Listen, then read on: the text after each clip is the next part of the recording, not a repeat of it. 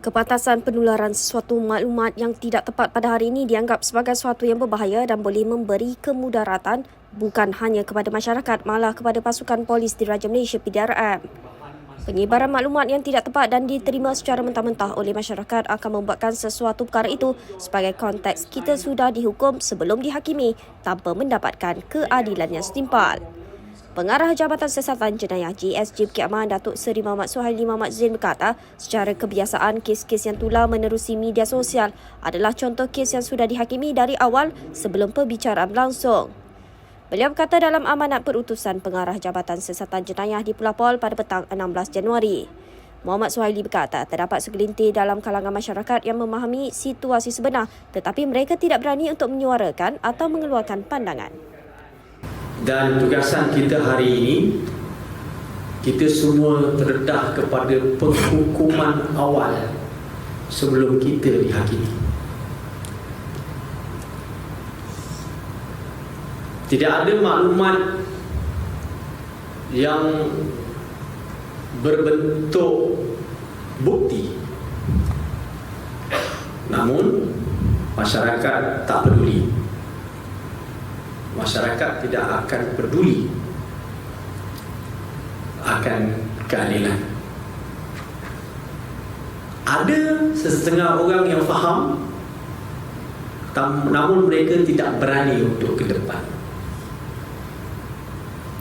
Kerana masyarakat hari ini tidak lagi sedar ataupun faham akan apa itu. Kalau saya cakap perkara ini nampak macam besar, falsafah ilmu. Tahu falsafah ilmu apa? The principles of knowledge lah, falsafah, philosophical knowledge. Tahu apa? Ilmu ni kalau kita nak dapat kan, kita kena baca betul.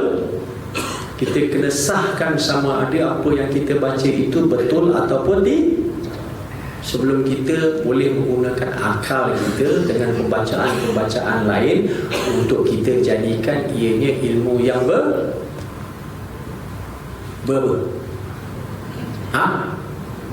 betul lah. So that process of thinking, berfikir itu tidak ada lagi. It's all about reaksi, instant reaction, tanpa berfikir. Tak ada. So tuan-tuan dan puan-puan, itulah zaman hari ini. Kalau kita tak berubah, apabila zaman sudah berubah, kesilapan kita itu kecil pun akan dihukum.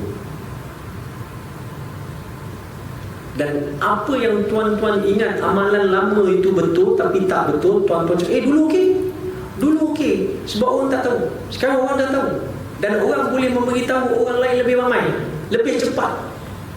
So if you don't change, macam saya cakap lah,